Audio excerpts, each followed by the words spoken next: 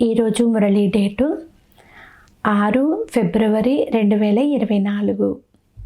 బాబా చెప్తున్నారు, మధురమైన పిల్లలారా, మీ వాటమి గెలుపుల చరిత్రను గుర్తు తెచ్చుకోండి. ఇది సుఖ దుఃఖాల ఆట. ఇందులో 3 వంతుల భాగం సుఖముంది, 1 వంతు దుఃఖముంది.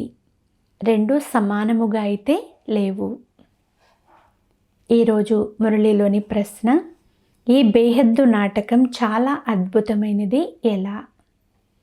సమాధానము, ఈ అనంతమైన నాటకం ఎంత అద్భుతము అంటే, ఇందులో ప్రతి సెకండు సృష్టిలో ఏది జరుగుతూ ఉందో అది మళ్ళీ ఉన్నది ఉన్నట్లుగా పునరావృతం అవుతుంది. ఈ నాటకం పేనువలే నడుస్తూనే ఉంటుంది, టిక్ టిక్ అని కదులుతూనే ఉంటుంది. ఒక టిక్ మరొక టిక్తో కలవదు కూడా. అందుకే ఇది చాలా అద్భుతమైన నాటకము. మనిషిల మంచి చెడు పాత్ర అంతా నిశ్చితమై ఉంది. ఈ విషయాన్ని కూడా పిల్లలైన మీరే అర్థం చేసుకుంటారు. ఓం శాంతి. ఓం శాంతి యొక్క అర్థం కూడా పిల్లలకు తెలియచేయబడింది. ఎందుకంటే ఇప్పుడు ఆత్మ అభిమానులుగా ఉన్నారు. నేను ఆత్మను అని ఆత్మ తన పరిచయాన్ని ఇస్తుంది. ఆత్మ స్వధర్మం శాంతి. ఇప్పుడు ఆత్మలందరూ కూడా ఇంటికి వెళ్ళే కార్యక్రమం ఉంది. ఈ విధంగా ఇంటికి వెళ్ళే కార్యక్రమాన్ని ఎవరు తయారు చేస్తారు?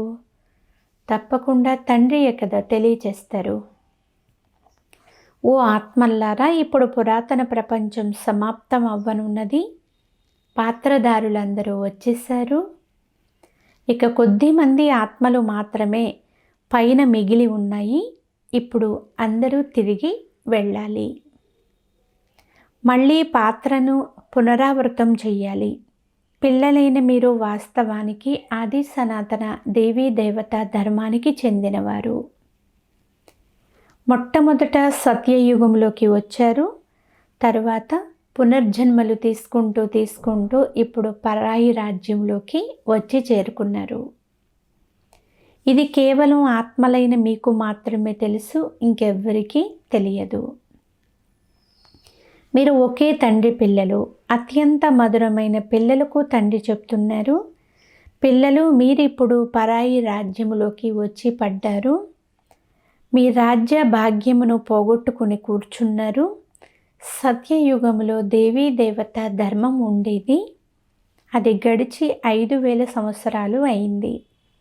అర్ధకల్పం మీరు రాజ్యం చేశారు. ఎందుకంటే మెట్లు తప్పకుండా క్రిందికి దిగవలసిందే. సత్యయుగం నుండి త్రేతాలోకి, తరువాత ద్వాపర కలియుగాల్లోకి రావాల్సిందే. దీనిని ఎప్పుడు కూడా మర్చిపోకండి. మీ వాటమి గెలుపుల చరిత్ర ఏదైతే ఉందో దానిని గుర్తు చేసుకుంటూ ఉండండి. మేము సత్యయుగంలో సతో ప్రధానంగా సుఖధామ వాసులుగా ఉండేవారము అనే విషయాన్ని పిల్లలు ఇప్పుడు తెలుసుకున్నారు. తరువాత పునర్జన్మలు తీసుకుంటూ దుఃఖధామంలోకి సిద్ధలావస్థలోకి వచ్చి చేరుకున్నారు. ఇప్పుడు మళ్ళీ ఆత్మలైన మీకు తండ్రి నుండి శ్రీమతం లభిస్తుంది. ఎందుకంటే ఆత్మ పరమాత్మ చాలా కాలం వేరుగా ఉన్నారు. పిల్లలైన మీరు చాలా కాలం వేరుగా ఉన్నారు. మొట్టమొదట మీరు నా నుండి దూరమై సుఖం యొక్క పాత్రను అభినయిస్తూ వచ్చారు స్వర్గంలో. తరువాత మీ రాజ్యభాగ్యం దోచుకోబడింది. అప్పటి నుండి దుఃఖం యొక్క పాత్రలోకి వచ్చేసారు. ఇప్పుడు పిల్లలైన మీరు మళ్ళీ సుఖశాంతుల రాజ్య భాగ్యమును తీసుకోవాలి. ఈ విశ్వంలో శాంతి ఏర్పడాలి అని ఆత్మలు అంటారు. ఈ సమయంలో తమో ప్రధానముగా ఉన్నందువలన విశ్వంలో అశాంతి ఉంది. ఇది కూడా శాంతి మరియు అశాంతి, సుఖము మరియు దుఃఖముల యొక్క ఆట. 5000 సంవత్సరముల క్రితం విశ్వంలో శాంతి ఉండేది అని మీకు తెలుసు. మూలవతనము అంటే శాంతిధామము. ఎక్కడ ఆత్మలు ఉంటాయో అక్కడ అశాంతి ప్రశ్నే లేదు. సత్యయుగంలో పూర్తి విశ్వంలో శాంతి ఉండేది. మళ్ళీ క్రింద పడుతూ క్రింద పడుతూ ఇప్పుడు పూర్తిగా అశాంతిగా అయిపోయింది. ఇప్పుడు విశ్వమంతటిలోనూ అందరూ శాంతి కావాలి అనైతే కోరుకుంటూ ఉన్నారు. బ్రహ్మ మహతత్వాన్ని విశ్వము అని అనరు, దానిని బ్రహ్మాండము అని అంటారు. అక్కడ ఆత్మలైన మీరు నివసిస్తారు. ఆత్మ స్వధర్మమే శాంతి. శరీరము నుండి ఆత్మ వేరైనట్లయితే ఆత్మ శాంతమైపోతుంది. తరువాత మరో శరీరాన్ని తీసుకున్నప్పుడు కదలిక కలుగుతుంది. ఇప్పుడు పిల్లలైన మీరు ఇక్కడికి ఎందుకు వచ్చారు? బాబా మా శాంతిధామము సుఖధామంలోకి తీసుకుని వెళ్ళండి అని అంటారు. శాంతిధామము లేక ముక్తిధామంలో సుఖ దుఃఖాల పాత్ర ఉండదు. సత్యయుగం సుఖధామము, కలియుగం దుఃఖధామము. ఏ విధంగా క్రిందికి దిగుతూ వస్తారో దీనిని మెట్ల చిత్రంలో చూపించడం జరిగింది. మీరు మెట్లు దిగుతారు, మళ్ళీ ఒకేసారి ఎక్కుతారు. పావనముగాయి ఎక్కుతారు, పతితులుగాయి క్రిందకు దిగుతారు. పావనముగా అవ్వకుండా ఎక్కలేరు. అందువలననే బాబా వచ్చి మమ్మల్ని పావనముగా చెయ్యండి అని పిలుస్తారు. మీరు మొదట పావన శాంతిధామంలోకి వెళ్ళి తరువాత సుఖధామంలోకి వస్తారు. మొదట సుఖము, ఆ తర్వాత దుఃఖము ఉంటుంది. సుఖపు మార్జిన్ ఎక్కువగా ఉంటుంది. సమానముగా ఉంది అనుకోండి, సుఖ దుఃఖం అనేది అందులో లాభం ఏముంది? అది వ్యర్థమైపోతుంది. తండ్రి అర్థం చేయిస్తున్నారు. ఈ డ్రామా ఏదైతే తయారు చేయబడి ఉందో అందులో 3 వంతుల సుఖం ఉంటుంది, 1 వంతు మాత్రమే దుఃఖం అనేది ఉంటుంది. అందువల్లనే దీనిని సుఖ దుఃఖాల ఆట అని అంటారు. తండ్రినైన నన్ను ఆత్మలైన మీరు తప్ప ఇంకెవ్వరూ కూడా తెలుసుకోలేరు అని తండ్రి అంటున్నారు. నేనే మీకు నా పరిచయాన్ని ఇచ్చాను. అంతేకాదు సృష్టి ఆది మధ్య అంత్యమముల యొక్క పరిచయాన్ని కూడా ఇచ్చాను. మిమ్మల్ని నాస్తికుల నుండి ఆస్తికులుగా చేశాను. 3 లోకాల గురించి కూడా మీరు తెలుసుకున్నారు. భారతవాసీలకు కల్పం యొక్క ఆయువును గురించి తెలియదు. బాబా మనల్ని మళ్ళీ చదివిస్తున్నారు అని ఇప్పుడు మీకు తెలుసు. తండ్రి గుప్త వేషంలో పరాయి దేశంలో వచ్చారు. బాబా కూడా గుప్తమే. మనుష్యులకు తమ దేహము గురించి తెలిసే కానీ ఆత్మను గురించి తెలియదు. ఆత్మ అవినాశి, దేహము వినాశి. ఆత్మను, ఆత్మల తండ్రిని మీరెప్పుడు కూడా మరిచిపోకూడదు.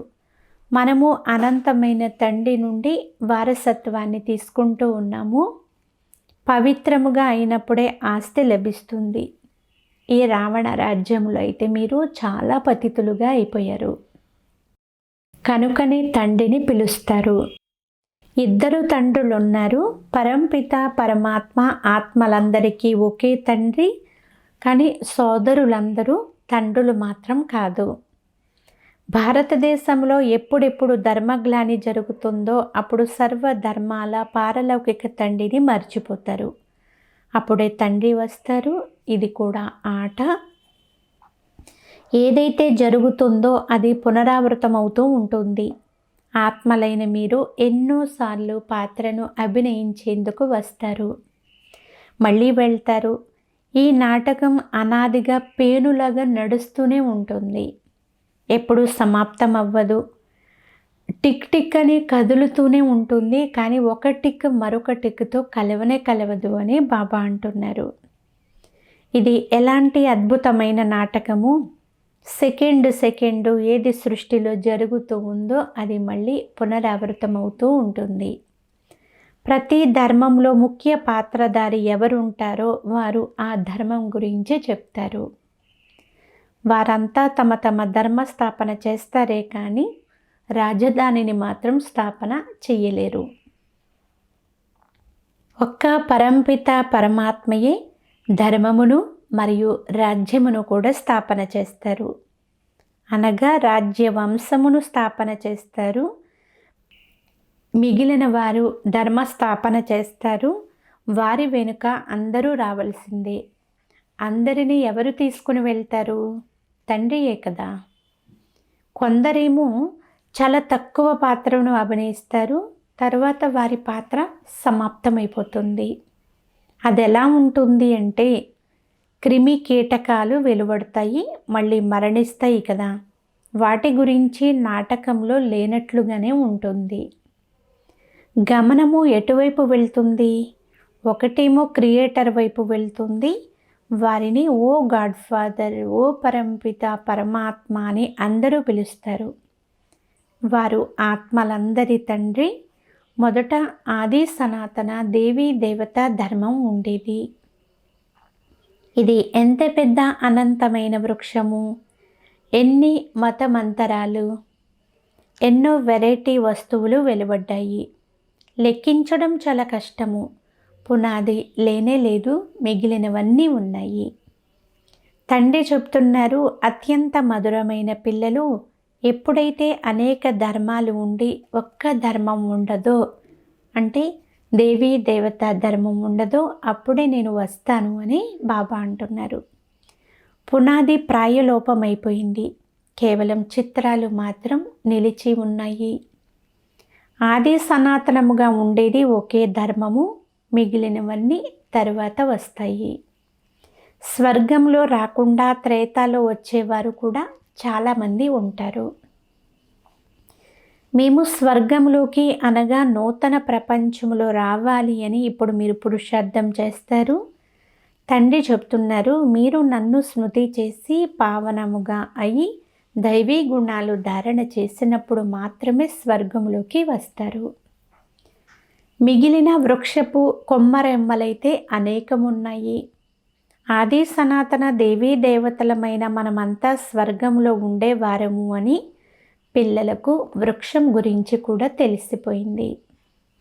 ఇప్పుడు ఆ స్వర్గం లేదు, నరకం ఉంది. అందుకే తండ్రి ప్రశ్నావళిని తయారు చేయించారు. అదేమంటే మీరు మీ హృదయపూర్వకంగా ప్రశ్నించుకోండి, మేము సత్యయుగి స్వర్గవాసులమా లేక కలియుగి నరకవాసులమా? సత్యయుగం నుండి క్రిందకు కలియుగంలోకి దిగుతారు, మళ్ళీ పైకి ఎలా ఎక్కుతారు? అందుకు తండ్రి శిక్షణ ఇస్తున్నారు. మీరు తమో ప్రధానము నుండి సతో ప్రధానముగా ఎలా అవుతారు? స్వయాన్ని ఆత్మగా భావించి నన్ను స్మృతి చేసినట్లయితే ఈ యోగాగ్ని ద్వారా వికర్మలన్నీ సమాప్తమైపోతాయి. కల్పం క్రితం కూడా మీకు జ్ఞానం నేర్పించి దేవతలుగా చేశాను అని బాబా అంటున్నారు. ఇప్పుడు మీరు తమో ప్రధానముగా అయిపోయారు. మళ్ళీ తప్పకుండా ఎవరో ఒకరు సతో ప్రధానముగా చేసేవారు ఉండాలి కదా. మనుషులెవ్వరూ పతిత పావనులుగా అవ్వలేరు. ఓ పతిత పావన, ఓ భగవంతుడా అని ఎప్పుడైతే అంటారో అప్పుడు బుద్ధి పైకి వెళ్ళిపోతుంది. వారు నిరాకారులు, మిగిలిన వారంతా పాత్రదారులు. అందరూ పునర్జన్మలు తీసుకుంటూ ఉంటారు. నేను పునర్జన్మ రహితుడను. ఇది తయారైన నాటకము. దీనిని గురించి ఎవ్వరికీ తెలియదు, మీకు కూడా ఇంతకు ముందు తెలియదు. ఇప్పుడు మిమ్మల్ని స్వదర్శన చక్రధారులు అని అంటారు. మీరు మీ స్వ అనగా ఆత్మధర్మంలో నిలవండి. స్వయాన్ని ఆత్మాని నిశ్చయం చేసుకోండి. ఈ సృష్టి చక్రం ఎలా తిరుగుతుందో తండ్రి మనకు అర్థం చేయిస్తున్నారు. అందుకే మీ పేరు స్వదర్శన చక్రధారి. ఇంకెవ్వరికీ ఈ విషయం తెలియదు. అందువల్ల మీకు చాలా ఖుషి ఉండాలి. తండ్రి మనకు టీచర్ కూడా అయినారు, చాలా మధురమైన తండ్రి కూడా అయినారు. బాబా వంటి మధురమైన వారు ఇంకొకరు లేనే లేరు. మీరు పారలౌకిక తండ్రికి పిల్లలు, పరలోకంలో ఉండే ఆత్మలు. తండ్రి కూడా పరంధామంలోనే ఉంటారు. లౌకిక తండ్రి పిల్లలకు జన్మనిచ్చి పాలన చేసి అతని సర్వస్వాన్ని ఇచ్చి వెళ్ళిపోతారు. ఎందుకంటే పిల్లలు తండ్రికి వారసులు. ఇది నియమము కూడా. మీరు ఏ బేహద్దు తండ్రికి పిల్లలుగా అవుతున్నారో అయిపోయారో ఆ తండ్రి చెప్తున్నారు, ఇప్పుడు అందరూ తిరిగి వాణి నుండి అతీతముగా వెళ్ళాలి. అక్కడ పూర్తి సైలెన్స్ ఉంటుంది. తర్వాత మూవీ, తర్వాత టాకీ. పుత్రికలు సూక్ష్మవతనంలోకి వెళ్తారు. వారికి సాక్షాత్కారం అవుతుంది. ఆత్మ శరీరం నుండి వెలుపలికి వెళ్ళదు. డ్రామాలో ఏదైతే నిశ్చితమైపోయి ఉందో అది సెకండు పునరావృతం అవుతుంది. ఒక సెకండు మళ్ళీ మరొక సెకండుతో కలవదు. మనుషుల మంచి చెడు పాత్ర ఏదైతే నడుస్తుందో అదంతా నిశ్చితమైపోయి ఉంది. సత్యయుగంలో మంచి పాత్రను, కలియుగంలో చెడు పాత్రను అభినయిస్తుంది. కలియుగంలో మనుషులు దుఃఖితులుగా అవుతారు. అసలు రామరాజ్యంలో చీచీ విషయాలనేవే ఉండవు. రామరాజ్యం మరియు రావణ రాజ్యం కలిసి ఉండవు. డ్రామాను తెలుసుకోని కారణముగా సుఖ దుఃఖాలను పరమాత్మయే ఇస్తారు అని అంటారు. శివబాబా గురించి ఎలాగైతే ఎవ్వరికీ తెలియదో అలాగే రావణుని గురించి కూడా ఎవ్వరికీ తెలియదు. శివ జయంతిని ప్రతి సంవత్సరము జరుపుకుంటారు. అలాగే రావణుని యొక్క మరణాన్ని కూడా ప్రతి సంవత్సరము జరుపుకుంటారు. ఇప్పుడు అనంతమైన తండ్రి తన పరిచయమును ఇచ్చి స్వయాన్ని మీరు ఆత్మగా భావించి నన్ను స్మృతి చెయ్యండి అని బాబా అంటున్నారు. తండ్రి అయితే చాలా మధురమైన వారు. బాబా కూర్చుని తన మహిమను తనేమీ చేసుకోరు. ఎవరికి సుఖం లభిస్తుందో వారు మహిమ చేస్తారు. పిల్లలైన మీకు తండ్రి నుండి వారసత్వం లభిస్తుంది. తండ్రి ప్రేమ సాగరుడు. తరువాత సత్యయుగంలో మీరు ప్రియమైన వారిగా మధురముగా అవుతారు. అక్కడ కూడా వికారాలు ఉండేవి అని ఎవరైనా అన్నారు అనుకోండి, అసలు అక్కడ రావణ రాజ్యమే ఉండదు అనేది వారికి అర్థం చేయించండి. రావణ రాజ్యము అంటే అది ద్వాపర యుగం నుండి కదా ప్రారంభమవుతుంది. తండ్రి ఎంత బాగా అర్థం చేయిస్తారు. ప్రపంచ చరిత్ర భూగోళాల గురించి ఎవ్వరికీ తెలియదు. బాబా ఈ సమయంలోనే మీకు కూడా అర్థం చేయిస్తారు. తర్వాత మీరు దేవతలుగా అవుతారు. దేవతల కంటే ఉన్నతమైన వారు ఇంకెవ్వరూ లేరు. అందుకే అక్కడ గురువులను ఆశ్రయించే అవసరం లేదు. ఇక్కడైతే లెక్కలేనంత మంది గురువులు ఉన్నారు. సద్గురువైతే ఒక్కరే. సిక్కు ధర్మస్థులు కూడా సద్గురు అకాలని అంటారు. ఆ అకాలమూర్తి సద్గురువు. వారు కాలునికి కూడా మహాకాలుడు. ఆ కాలుడైతే ఒక్కరిని తీసుకొని వెళ్తాడు. తండ్రి చెప్తున్నారు, నేనైతే అందరినీ తీసుకుని వెళ్తాను. పవిత్రముగా చేసి మొదట అందరినీ శాంతిధామానికి తీసుకొని వెళ్తాను. అక్కడ నుండి సుఖధామానికి పంపిస్తాను. ఒకవేళ నా వారిగా అయ్యి మళ్ళీ మాయకు చెందిన వారిగా అయ్యారు అంటే గురువుకు నింద చేసిన వారికి నిలవ స్థానం కూడా లభించదు అని అంటారు. అటువంటి వారు స్వర్గంలో సంపూర్ణ సుఖాన్ని పొందుకోలేరు. ప్రజల్లోకి వెళ్ళిపోతారు. తండ్రి చెప్తున్నారు, పిల్లలు నన్ను ఎప్పుడు కూడా నిందింప చెయ్యకండి. నేను మిమ్మల్ని స్వర్గానికి యజమానులుగా చేస్తాను. కనుక మీరు దైవీ గుణాలు కూడా ధారణ చెయ్యాలి. ఎప్పుడూ ఎవ్వరికీ దుఃఖాన్ని కలగచేయకూడదు. తండ్రి చెప్తున్నారు, నేను మిమ్మల్ని సుఖధామానికి యజమానులుగా చేసేందుకు వచ్చాను. తండ్రి ప్రేమ సాగరులు, మనుషులు దుఃఖం ఇవ్వడంలో సాగరులుగా ఉన్నారు. కామఖడ్గం నడిపించి ఒకరికొకరు దుఃఖాన్నే ఇచ్చుకుంటూ ఉంటారు. అక్కడైతే ఈ విషయాలే ఉండవు. అక్కడ ఉండేదే రామరాజ్యము. అక్కడ పిల్లలు యోగ బలంతో జన్మిస్తారు. ఈ యోగ బలము ద్వారా మీరు విశ్వమంతటిని పవిత్రముగా చేస్తారు. మీరు యోధులే కానీ గుప్తమైన వారు. మీరు చాలా ప్రసిద్ధమవుతారు. తర్వాత భక్తి మార్గంలో దేవీలైన మీకు ఎన్ని మందిరాలు నిర్మిస్తారో.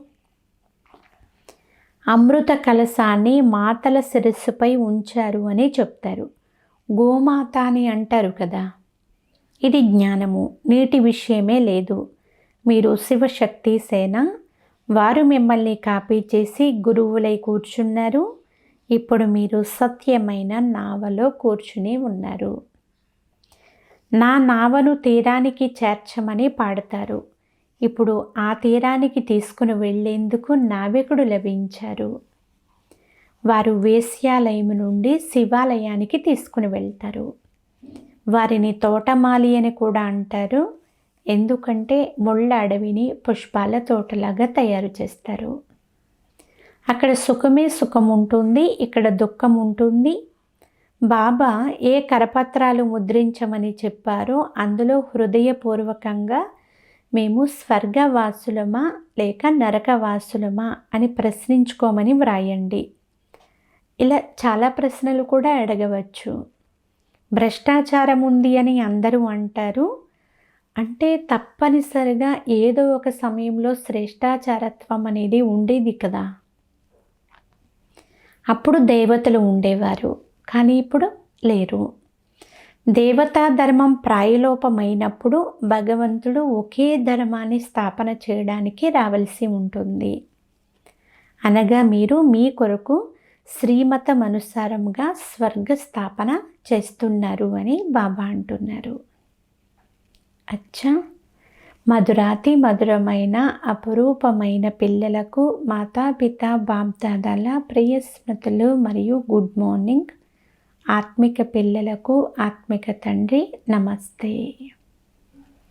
ఆత్మీయ తండ్రికి ఆత్మీయ పిల్లల యొక్క ప్రియ స్మృతులు, గుడ్ మార్నింగ్ మరియు నమస్తే నమస్తే నమస్తే. ధారణ కొరకు ముఖ్య సారము. ఫస్ట్ పాయింట్, బాబా సమానముగా అందరూ ప్రేమ సాగరులుగా తయారు కావాలి. దుఃఖ సాగరులుగా మాత్రం అవ్వకూడదు. తండ్రిని నింద చేయించే ఏ కర్మలు చెయ్యకూడదు. చాలా మధురముగా, చాలా ప్రియముగా అవ్వాలి. సెకండ్ పాయింట్, యోగ బలంతో పవిత్రముగా అయ్యి ఇతరులను కూడా పవిత్రులుగా తయారు చేయాలి. ముళ్ళ అడవిని పుష్పాల తోటగా చేసే సేవ చేయాలి. మా మధురమైన బాబా మాకు తండ్రే కాదు, టీచరుగా కూడా అయ్యారు అని, వారి వంటి మధురమైన వారు ఇంకెవ్వరూ లేరు అని మీరు సదా సంతోషంగా ఉండాలి. ఈరోజు వరదానము, పరమాత్మ ప్రేమను, లాలనను ప్రాప్తి చేసుకునే ఇప్పటి మీరే భవిష్య రాజదులారే భవ. సారాంశము, సంగమయుగంలో భాగ్యశాలి పిల్లలైన మీరే దిలారాముని యొక్క మురిపానికి, ప్రేమకు పాత్రులుగా అయ్యారు. ఈ పరమాత్మ ప్రేమ కోట్లలో కొంతమంది ఆత్మలకు మాత్రమే ప్రాప్తి అవుతుంది. ఈ దివ్యమైన లాలన ద్వారా రాజా బిడ్డలుగా అవుతారు. రాజా బిడ్డలు అనగా ఇప్పుడు రాజులే, భవిష్యత్తులో కూడా రాజులే. భవిష్యత్తు కంటే ముందు ఇప్పుడు స్వరాజ్యాధికారులుగా అయిపోయారు. ఎలాగైతే భవిష్య రాజ్యానికి ఒకే రాజ్యము, ఒకే ధర్మము అనే మహిమ ఉందో, అలా ఇప్పుడు సర్వ కర్మేంద్రియాలపైన కూడా ఆత్మ యొక్క ఏకఛత్ర రాజ్యం నడుస్తుంది. స్లోగన్, తమ ముఖము ద్వారా తండ్రి గుణాలను చూపించేవారే పరమాత్మ స్నేహిలు. అచ్చ, ఓం శాంతి.